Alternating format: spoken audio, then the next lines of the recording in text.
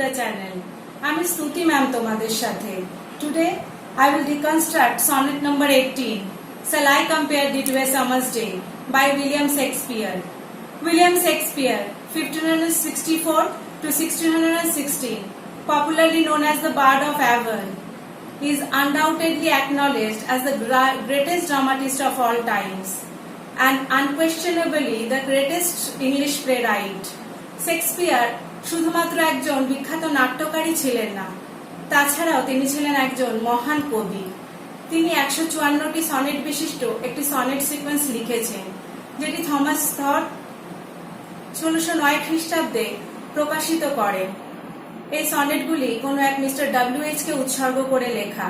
Two mister W H, the only begetter of the sonnets. এই mister W H এর পরিচয় সম্পর্কে ক্রিটিক্সদের মধ্যে বহু মতবাদ রয়েছে. According to some critics, he is William Herbert, the Earl of Pembroke, and the playful reversal of the words claim him to be Henry Wriothesley, the Earl of Southampton, young patrons to the poet. এনারা বিভিন্ন সময়ে কবি পৃষ্ঠপোষক ছিলেন. এই সনেটগুলিতে Shakespeare তার এই fair ফ্রেন্ডের পরিচয়কে আত্মগোপন করে তার প্রতি তার আন্তরিকতা এবং নিবিড় আবেগের অন্তঃপ্রবাহকে এক সার্বজনীন সত্তা প্রদান করেছেন. A sonnet is a 14-line short lyric poem focusing on a single theme and having an exact rhyme scheme. Sonneteering originated in Italy in the 13th century. It was then popularized by Petrarch and Dante. Gradually, it was transported to France, and from there, Watt and Surrey imported it to England. The sonnet form popularized by Petrarch is usually known as the Petrarchal form of sonnet. It is binary in structure. It contains an octave of 8 lines and a sestet of 6 lines. 1600 শতকের শেষের দিকে Shakespeare একটি sonnet form প্রচলন করেন, যেটি ইংরেজি সাহিত্যে Shakespearean sonnet নামে প্রচলিত. এটা পেট্রার্কান সনেটের মতনই 14 লাইন বিশিষ্ট. It consist of 3 quatrains and a concluding rhyming couplet. 4 line বিশিষ্ট এক একটি স্তবককে কোয়াট্রেন বলা হয়. এই সনেটগুলিতে 3টি করে কোয়াট্রেন থাকে এবং শেষে একটি রাইমিং কাপলেট, এবং এটার একটা এক্স্যাক্ট রাইম স্কিম আছে, A B A B, C D C D, E F E F, G G. এবং যেই মিটারটা এখানে ইউজ করা হয়েছে সেটা হচ্ছে আয়াম্বিক পেন্টামিটার. 10টি সিলেবল বিশিষ্ট এক একটি লাইনকে দুটো সিলেবল করে 5টা ফিটে ভাগ করা হয়েছে, যেটাকে বলা হয় পেন্টামিটার. এবং আয়াম্বিক স্ক্যানশনে প্রথমটা হচ্ছে আনঅ্যাসেন্টেড সিলেবল, পরেরটা অ্যাসেন্টেড syllable.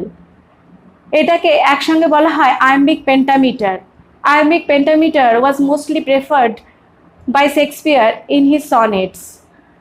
As we know, Shakespearean sonnet sequence consists of 154 sonnets এবং এগুলি 3টি স্লটে ইউজুয়ালি বিভক্ত. The first 1 to 126 sonnets is dedicated to a man right fair, usually known as his fair friend, and it focuses on their relationship. And from 127 to 152 it is dedicated to a woman color deal, popularly known as the Dark Lady. According to some critics, she was Mary Fitton. And the remaining sonnets 153 and 154 is dedicated to the Roman god of love, Cupid. Sonnet number 18 নিঃসন্দেহে Shakespearean sonnet sequenceর অন্যতম জনপ্রিয় lyric poem. In its structure and form, it's a pure Shakespearean sonnet. Here he eulogizes his fair friend beyond any means. It acts as a volta in the entire corpus of Shakespearean sonnet series. As in sonnets 1 to 17, popularly known as the Procreation series, he urges his fair friend to get married and to perpetuate his virtues and beauty through his offsprings or progeny. But in sonnet number 18, here he realizes that procreation is not only the means to propagate his fair friend's beauty, so he endeavors it to enclose in his artistic frame, so that the future generations can also feel or cherish the summer-like eternal beauty of his fair friend. Time is fleeting, সময় চলমান. সময়ের গতির কাছে যৌবন এবং সৌন্দর্য দুই ধ্বংসপ্রাপ্ত হয়. তাই তিনি তার বন্ধুকে তার কবিতায় স্থান দিয়ে কালের করাঘাত থেকে তাকে সুরক্ষিত রাখতে চায়. The theme of the poem is Ars longa vita brevis. Art is long, life is short. or transient. শিল্প হলো অক্ষয় এবং জীবন হচ্ছে অস্থায়ী, আমরা হচ্ছি মরণশীল. It deals with the pathos of mortality. Shakespeare's brilliant use of imagery is worthy to see. এবং আমরা এই কবিতার প্রথম দিকে দেখতে পাবো সময়ের সাথে সৌন্দর্যের দ্বন্দ্ব, কিন্তু পরে এটা সময়ের সাথে শিল্পের দ্বন্দ্বে পরিণত হবে. It's a typical romantic poem and it abounds in rhetorical images or figures of speech. Let's come to the main extract of the poem and the very first quatrain. Shall I compare thee to a summer's day? Thou art more lovely and more temperate. Rough winds do shake the darling buds of May, and summer's lease hath all too short a date. Shall I compare thee to a summer's day? আমি কি তোমাকে কোনো এক গ্রীষ্মের দিনের সাথে তুলনা করতে পারি? The very first line begins with a rhetorical question. It hints at the uncertainty. The poet himself is in a dilemma whether to compare his fair friend to a summer's day or not. প্রথমে তিনি একটা দ্বন্দ্বে রয়েছেন যে তিনি তার সেই fair ফ্রেন্ডকে সামার্স ডের সাথে তুলনা করতে পারেন কিনা. This is an instance of aporia in rhetorical devices. Summer's day is an implicit comparison. This is an instance of metaphor. Here, summer's day has been compared to the fair friend's beauty, having a point of similarity in their beauty. Here he equivalents the summer's day to the beauty of his fair friend. This is the summer's day is also an instance of synecdoche. Summer's day শুধুমাত্র একটা সামারের দিনকে, একটা slice of summer বোঝাবে সেটা না, এটা একটা পুরো দিনকেই বোঝাতে পারে. It hints at a part for the whole. So this is an instance of synecdoche. এখানে আমাদের একটা জিনিস বুঝতে হবে যে summer's day, what is the significance of summer's day in northern hemisphere. Northern হেমিস্ফিয়ারে ইউজুয়ালি কি হয়, এটা অনেক বেশি লেন্দি উইন্টার থাকে, তো 2-1 মাসের জন্য গ্রীষ্ম আসে. সেটাই কি হয়, তাদের রেভেলরি, তাদের চেয়ারফুলনেসের জন্য, তাদের আনন্দ করার দিন আসে. আমরা যেরকম শীতকালে অনেক বেশি এনজয় করি, তারা গ্রীষ্মে কি করে, অনেক বেশি আনন্দ করে. এই সময় তারা বেরিয়ে যায় পিকনিক করতে, আনন্দ করতে. এটা কি করে, ইটস এ সিম্বল অফ জীবন, সৌন্দর্য, বৃদ্ধি. ফুলের ঋতু হচ্ছে সামার. তাই জন্যই তিনি কি করেছেন, এটা কলকাতার গ্রীষ্ম নয় যে এটা ঘামে প্যাচ প্যাচ করছে তার সাথে তার বন্ধুর তুলনা করছে, সেটা কিন্তু নয়. এটা হচ্ছে নর্দার্ন হেমিস্ফিয়ারের গ্রীষ্মের বর্ণনা. Second line, thou art more lovely and more temperate. কিন্তু তুমি আরো বেশি সুন্দর, আরো বেশি নমনীয়, মধুর, মনোরম. তখন সেকেন্ড লাইনে গিয়ে উনি বুঝছে যে summer's beauty is also inadequate in comparison to his fair friend. যে গ্রীষ্মের সৌন্দর্য কিন্তু কি করে না, তার যে সৌন্দর্য রয়েছে সেই সৌন্দর্যের সঠিক বর্ণনা দিতে পারে না. It surpasses the beauty of summer. আর এখানে লাভলি মানে হচ্ছে মধুর, সুন্দর, কিন্তু টেম্পারেট মানে হচ্ছে the internal beauty of his fair friend, even tempered mental beauty. Rough winds do shake the darling buds of May. বলছে যে ঝোড়ো বাতাস কখনো কখনো মে মাসের সুন্দর কুড়িগুলোকে ছড়িয়ে নিয়ে যায়. রাফ উইন্ডস কি করছে, ঝরিয়ে নিয়ে যাচ্ছে কুড়িগুলোকে. এখানে কি করা হচ্ছে, ইটস অ্যান অ্যাবস্ট্রাক্ট আইডিয়া. এখানে এইটাকে কোনো মনুষ্যের, একটা লিভিং বিং এর সত্তা প্রদান করা হচ্ছে, তাই জন্য এটা হচ্ছে একটা পার্সনিফিকেশনের এক্সাম্পল. আর এখানে মেয়ে বলে যে কথাটা আছে, এটা নিয়ে ক্রিটিক্সের মধ্যে অনেক বেশি দ্বন্দ্ব রয়েছে. মেয়ে বলতে আমরা মে মাস যেমন বলতে পারি, গ্রীষ্ম নর্দার্ন হেমিস্ফিয়ারে যখন, তখন মে বলতে একটা ফুলও আছে, সেই ফুলের কুড়িটাকেও আমরা কিন্তু বলতে পারি. Darling birds is an instance of transferred epithet. Usually transfer অ্যাডজেক্টিভটা অন্য কোনো নাউনের, কিন্তু এটা বার্ডস এ ডিনোট করা হয়েছে. তো এটা একটা transference of an epithet, transferred epithet. And summer's lease hath all too short a date. বলছে যে সামার গ্রীষ্মকাল যতদিন ধরে আমাদের এই ধরাতে আসে অথবা নর্দার্ন হেমিস্ফিয়ারে আসে সেটা খুব অল্পক্ষণের জন্য। It refers to the transitory nature of summer stay, summer season. এটা কি হয় না, ফ্লিপেন্ট নেচার, ইনকনস্ট্যান্সি অফ সামার সিজন। আর এখানে যে সামার লিজ বলা হয়েছে এটা একটা বিজনেস মেটাফার। ইউজুয়ালি লিজ কথাটা বিজনেসে ইউজ করা হয়। লিজ মানে কতদিনের জন্য, কতদিনের ছুটি মঞ্জুর করে গ্রীষ্ম কি করে না নর্দার্ন হেমিস্ফিয়ারে উকি দেয়, সেটাই বলতে চেয়েছে।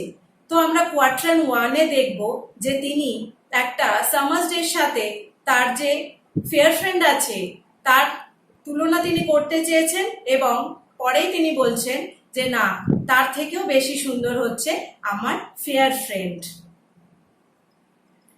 এবার আমরা সেকেন্ড কোয়ার্ট্রানে চলে আসব। Sometimes too hot the eye of heaven shines, বলছে যে কখনো কখনো সূর্য খুব তেজে প্রখর রৌদ্র দেয়। আই অফ হেভেনটা হচ্ছে মেটোনিমি। ইউজুয়ালি আইটা আমাদের বডি পার্টস এর সাথে রিলেটেড, কিন্তু এটা হেভেনে ডিনোট করা হয়েছে, তো এটা একটা ট্রান্সফার হয়ে গেছে। তো এটা হচ্ছে মেটোনিমির একটা ইনস্ট্যান্স। কখনো কখনো সূর্যি মামা প্রখর রৌদ্র দেয় এবং উজ্জ্বলভাবে কিরণ দেয়। নর্দার্ন হেমিস্ফিয়ারে যখন বেশিরভাগ সময় প্রচুর শীতে কাটে তখন ওদের এই সূর্যের রোদটাকে they really enjoy. And often is is gold complexion dimmed, এবং প্রায়ই তার এই সুন্দর স্বর্ণালী আভা কি হয়ে যায়, ক্ষীণ হয়ে যায়। ওভারশ্যাডোড বাই ক্লাউডস, কখনো কখনো মেঘ কি করে না এই স্বর্ণালী আভাকে ক্ষীণ করে দেয়। And every fear from fear sometimes declines, এবং সব সৌন্দর্যই কি করে কখন ক্ষীণ হয়ে যায়, সব সময় কি থাকে না সেই পরিস্থিতিতে থাকে না। এখানে তার আগের লাইনে গোল্ড কমপ্লেকশনটা মেটাফার। ইউজুয়ালি গোল্ড কমপ্লেকশন কোনো মনুষ্য প্রজাতিকেই বর্ণনা করা যেতে পারে, কিন্তু এখানে দেখা যাচ্ছে যে গোল্ড কমপ্লেকশনটা সূর্যকে ডিফাইন করছে, তাই জন্য it's an instance of metaphor. And every fair from fair, এখানে ফেয়ারের দুটো ফেয়ারের মানে কিন্তু আলাদা। এভরি ফেয়ার মানে হচ্ছে ফেয়ার লেডি অথবা ফেয়ার ম্যান, কোনো একটা সৌন্দর্যের জিনিস। ফ্রম ফেয়ার মানে from the ultimate fairness, from the archetypal fairness, যেটা হচ্ছে পারফেকশনে অ্যারিস্টটলিয়ান কনসেপ্ট অনুযায়ী যে সবকিছু, the perfect blending of all the ingredients constitutes the ideal beauty। সেই তাই বলছে যে সেই ব্লেন্ডিংটা, perfection, at the peak of perfection সবাই কিন্তু থাকে না, আস্তে আস্তে সেই সৌন্দর্যটা কি হয়ে যায়, মলিন হতে থাকে। তাই জন্য বলা হয়েছে and every fair from fair sometimes declines, তার মানে সব সৌন্দর্যের জিনিসগুলো সেই সৌন্দর্যের পটভূমি থেকে আস্তে আস্তে ক্ষীণ হতে থাকে। It's an instance of alliteration. Alliteration মানে একই রকম ওয়ার্ড, একই রকম উচ্চারণের ওয়ার্ড বা একই রকম অ্যালফাবেট দিয়ে যে ওয়ার্ডগুলো একসাথে যদি ব্যবহার করা হয়, ফেয়ার ফ্রম ফেয়ার, তিনটে ওয়ার্ডে কিন্তু এফ দিয়ে শুরু, তো এখানে একটা মিউজিক্যাল রেজোনেন্স হচ্ছে, এটাকে বলা হয় অ্যালিটারেশন।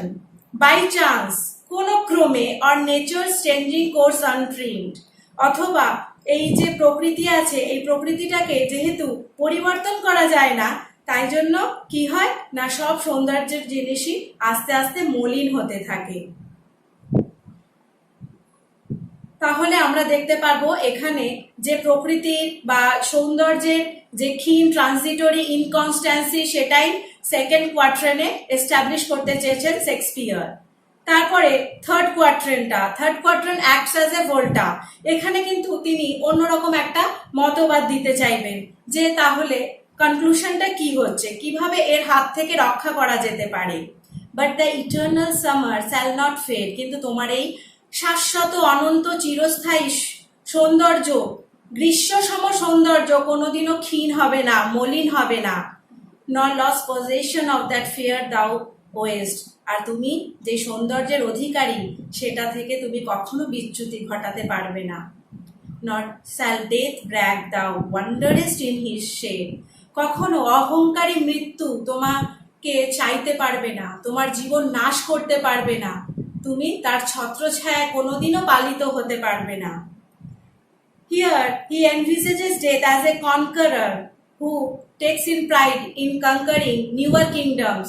এই যে মৃত্যু সবসময় নতুন নতুন সাম্রাজ্যে গিয়ে একে ওকে তাকে তার কবলে হাতছানি দিয়ে ডাকে এবং তার ছায়ায় আমাদের প্রতিপালিত হতে হয়। কিন্তু এটা কি হবে না, তোমার জন্য এটা হবে না। কেন? দেখা যাক। When in eternal lines to time thou growest, যখন তুমি কি করবে না, আমার শাশ্বত আমার লাইনে মানে আমার লেখনীতে তুমি কি করবে না, তোমার বৃদ্ধি হবে। তোমার এই সৌন্দর্যটাকে আমি ফ্রিজ করে দেব। I will freeze your beauty in the lines of my verse. আমি আমার কবিতার মধ্যে তোমার সৌন্দর্যটাকে অনন্ত সৌন্দর্য আমি প্রদান করব। তোমাকে death can never brag you, death can never claim you. So your beauty will be everlasting, ageless, perpetual. Let's move to the epigrammatic couplet. What's the meaning of epigram?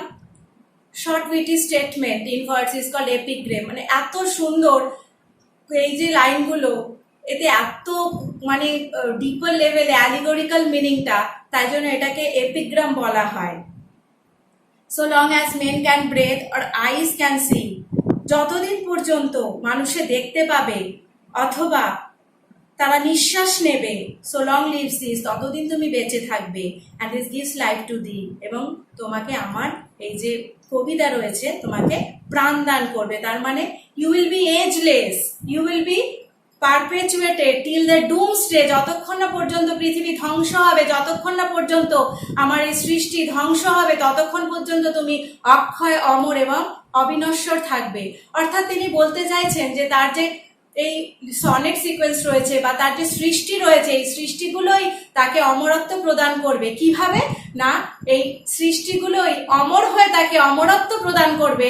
এটা অনেক বেশি ক্লিয়ারলি ভিজিবল, কেননা 400 বছর হয়ে গেছে তার মৃত্যুর, কিন্তু এখনো তার এই সনেট, তার এই বিখ্যাত সব নাটকগুলো এখনো আমাদের মধ্যে সেইভাবেই বেঁচে রয়েছে। তো শেষ অবধি দেখতে পাবো যে glorification of his verse leads to the eternal long lasting of his fair friend. So he canonizes his fair friend through his verse. Thank you.